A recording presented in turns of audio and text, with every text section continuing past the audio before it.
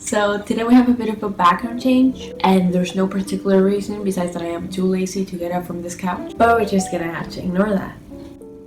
If you hear anything, I have the window right there, so it's kind of loud, you know, you can hear the cars, and if you can hear the fan, sorry about that, it's really rainy and hot. So we're just, I'm just gonna have my blanket here, drink some coffee, and talk about books. This month I read 3 books, 4 if you count the one that I finished like on August 3rd or something like that. But we're gonna talk about those because yes, they were not like a lot of books, there were not a lot of books compared to other booktube videos, but they were so freaking good. They were all above 4 stars, so I mean, who's winning here? Let's be honest. Okay, so the first book that I read in July was Men We Read by Jesmyn.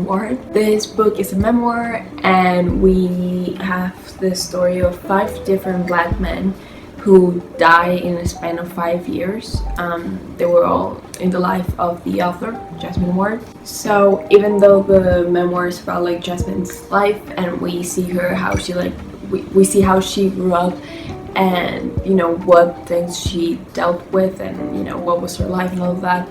We also focused on the life of these 5 men, that their deaths didn't particularly seem like related to each other or like connected, but at the end they're all consequences of systemic racism and all the struggles that black people have to go through every single day. I feel like, we all see the statistics, we all see the numbers, we all see, well, not we all see, because there's some people who don't think systemic racism exists, but we can all pretty easily look up like the statistics, but sometimes I think we can forget that those numbers are real people and those are like real lives. And this memoir just does a really good job of like connecting those numbers and those statistics to people and kind of like give a story to those numbers. I didn't read this book because I've decided that I don't want to read memoirs anymore. It's just, memoirs are very personal, and it doesn't feel right like reading someone's life. And especially this one, it really brought me to tears. I didn't like actually cry, but it was just really hard to read. It's very emotional and personal, so I just didn't feel good. It just didn't feel good to like read this book. And usually when I read memoirs, I just end up giving them like 5 stars because I'm not that critical of like authors' writing. Like if the writing is like really bad, I will notice, but I'm still not very good at like identifying what's good writing and what's not. So at the end, I just end up like giving all memoirs 5 stars. So I'm just not gonna read them. But yeah, this book was really good. As I said, it brought me to tears. And I think if you're a non-black person, I think it's really important to read memoirs like this, books like this, because it can give you like a little bit of a glimpse at what black people have to face every single day. And yeah, it was just a really good book. Yes, like it was just really good. Like as I said, Jesmyn just does a really good job at describing emotions and projecting those onto the reader. So if you want to cry a little bit, but get a little bit informed, read this. After reading that book, I read The Fountains of Silence by Ruta Sepetys. I don't know if that's how you say her name. I hope so. But this book, yes, oh my god, it's so freaking good. Okay, let me just like drink this. And this book, oh my god, it's so freaking good. Okay, The Fountains of Silence takes place right after the Spanish War, so like the 1950s, like late 1950s, I think. And Spain is like at that time was under the dictatorship of General Francisco Franco, and this is a historical fiction. And I don't really know a lot about the Spanish War, so that's why I like historical fiction, because you can learn a little bit more about like other countries and stuff like that.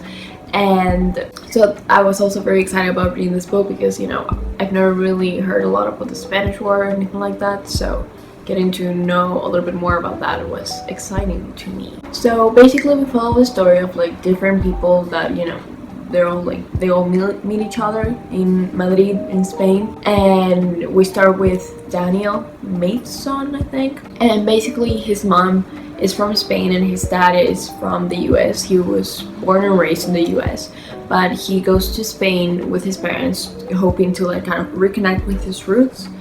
And he's going through a lot. Well, no, he's not going through a lot, but like, you know, he had just broken up with his girlfriend, and like he knows what he wants to do with his life, but his parents aren't very supportive of that.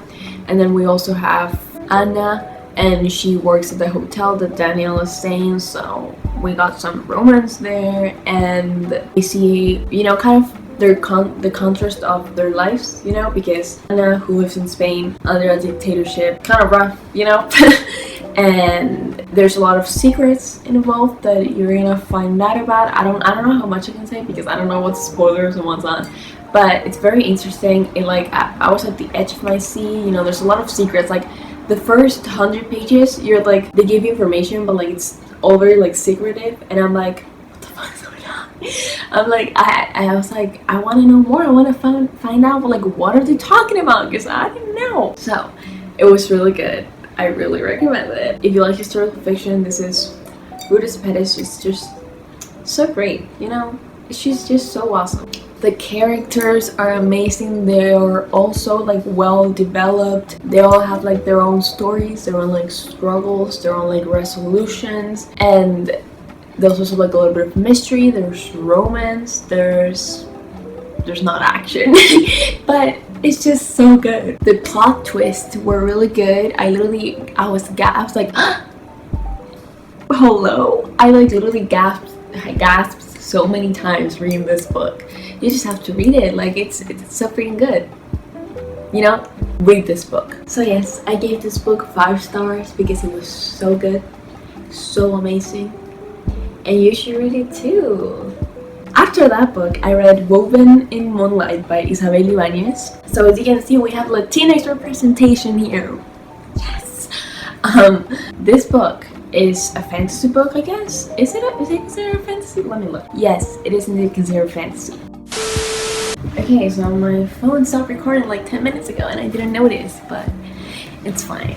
Anyway, as I was saying, Woven in Moonlight by Isabel Ibanez. This book tells the story of Ximena, who is a decoy for the Illustrian Condesa. I can't remember her name, but no, I can't remember her name. But this Condesa, she's like the last member of the Illustrian royal family. So to protect her, Ximena is like her decoy her whole life. She has been like her, well, not her whole life, but like since she was about like 12, 14, she has been her decoy, and everyone thinks she's the Condesa. And basically, it's like there's like a war between the Illustrians and the Yaxans, because the Yaxans have this fake king. The Illustrians call him fake king, and basically this fake king, he has like powers, but he has this weapon that he used to kind of push, like banish the Illustrians from the city, kind of like take over.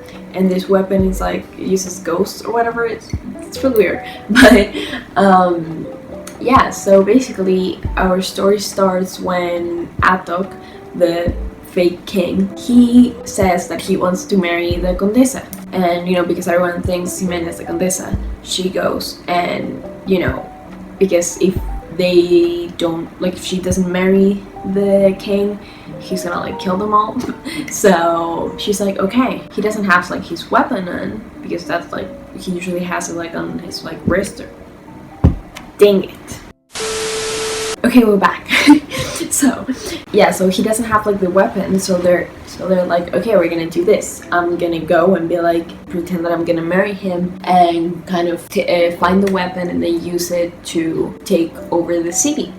And that's their plan. That's what she does. But the thing here is that maybe not everything is as it seems. You know, we kind of realize that there's 2 sides of history. There's a lot of oppression in this book, so we kind of realize that the illustrians are not the only ones who are oppressed or were oppressed. So like we are following the point of view of someone who is an illustrian, so it's kind of biased in the sense that they portray the Yaxans as like the enemy. So yeah, it was really interesting in that aspect.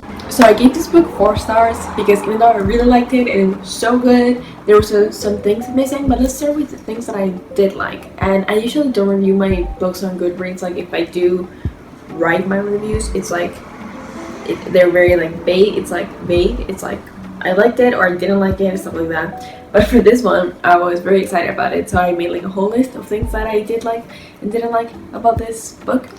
So I'm just gonna read that because my brain doesn't work right now. Okay, first, characters are beautifully written and developed. I fell in love with the characters. They were so good. I loved them.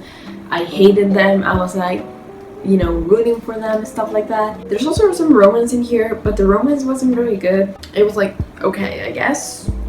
Kind of weird, but like, okay. Latinx representation by a Latinx author. Hello, do I need to say more? No, you should read this book. No, but really, like, there were a lot of like Spanish words. Oh, I don't think I said this, but this book is like based off Bolivian history and politics. So yes, that's something you should know. So that's why there's Latinx representation. There were like little words in Spanish, little like sentences in Spanish. They're really cute, so I like that a lot. It made me really happy. And also they also have words in Quechua, which is another language that is spoken in South America. And yeah, it's just that just made me really happy. Also, don't worry if you don't know any Spanish, because they have like a glossary at the back, like a dictionary kind of thing, where they have like all the translations for the Spanish words if you're not familiar with them. We have a strong female main character who is not overly sexualized. And the thing is, I don't know if you guys have noticed this, but when we have a strong female characters like in movies and books, they are always like overly sexualized because they are meant to be liked by men. Like, not the men in the movie, like the men, like, you know, the audience.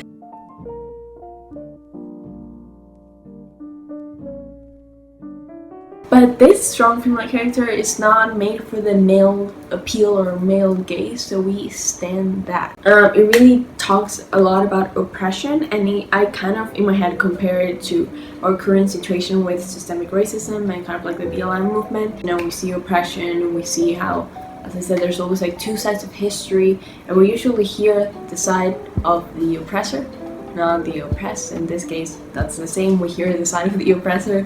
What I don't like about this book is that I give this 4 stars because, first of all, the magic system is not really explained like at all. You just know that people get their magic from the moon, the sun, Inti, Luna, and that's basically it. And I just wish that it would have been a little bit more explained, but like that didn't bother me that much because I wasn't really there for the fantasy. You know, I was more focused on kind of like the history of oppression, the characters and all of that, you know, the plot, not so much the magic. But there were a lot of things that weren't really explained or like developed. Like, I wanted to know more about the Yaxans and like their past and all of that. And we also hear about this like other community that lives in like the jungle or something, and we don't really know about them at all. Like, they're mentioned a lot, but we don't really know anything about them. So that was kind of like for me, you know. I just wish the book had been a little bit longer so that those things could have been explained. The book is really short. You can easily read it in like a few days. So if you're looking for like a light read, I would definitely recommend this book. But yeah, I give this 4 stars because, like I said, I just felt like there was something missing. This book isn't like a standalone, so there's not like a sequel or anything like that. But I do know that the author plans on writing more books in the same world, so I hope that those things are a little bit more explained in the next books. But yeah, read this book. You know, Latinx representation, the attach, it's just so good, so freaking good. Also, the cover is so pretty. There's like a llama at the back, and there's like a lot of like animals, and it's so pretty. It's just so good. You should read this book. After that, I read The Leavers by Lisa Ko, and this is the book that I finished like in August 3rd, but I read it during July, so I'm just gonna count it. This novel tells the story of the main I can't remember his last name, Deming. I'm pretty sure it's Deming. And he is Chinese, and he was born in the US, but then lived his like first few years in China. And it's a really sad story about like immigration and stuff like that, and we basically follow his story and the story of his mom. And in the current time, because we see a lot of like the past and like the present and stuff, in the current time, Deming is actually named Daniel Wilkinson or something like that, because he was adopted by a white family, and kind of, you know, they changed his name, and he lost contact with like his culture because his mom left one day. She just kind of disappeared. So, you know, we kind of see him deal with that, because that's very traumatizing. And yeah, we just see his past, his present, and stuff like that. So yeah, this story is just really sad, because, you know, it's this boy and everything he has and everything he knows has been taken away, and he has to deal with that. And, you know, there's a lot of like racism in here too, and like, I'm gonna call it like white ignorance, you know, and stuff like that. And because he was adopted when he was like 11 years old, so he still remembers a lot from his mom, his culture, you know, all of that. And there's a lot of like contrast between like the two lives.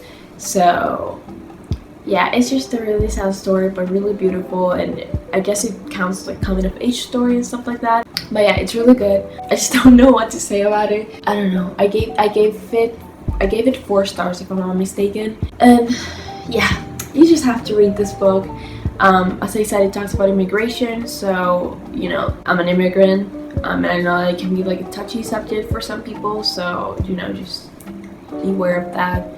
And kind of shows what's it like to be an immigrant in the US at that time, with the I don't know, like the 1980s, maybe 1990s. Not sure about the time frame on that one, but, and specifically being like Asian at that time, being Chinese at that time. So yeah, it also kind of touches on casual racism, and there's a lot of casual racism, I guess, against Asian people. You know, I think society is kind of realizing this now. Because the casual racism against Asian people is just a lot, you know, like kind of like opens your eyes to reality. So yeah, it's just a really good book. I think everyone should read it. Basically it. That's some of the 4 books that I read in July. It's not a lot, but they were pretty good. I swear you need to read these books. They're so pretty good. So yeah, let me know what you guys are reading. If you want to stay more updated with what I'm reading, follow me on my Instagram, Hermione Mode. I usually post stories of what I'm reading there. But if you want to be like super updated, check out my Goodreads. It's always linked down below. And that's where, you know, I sometimes write reviews, so stuff like that. So I expect everyone there, so you can just go and befriend me.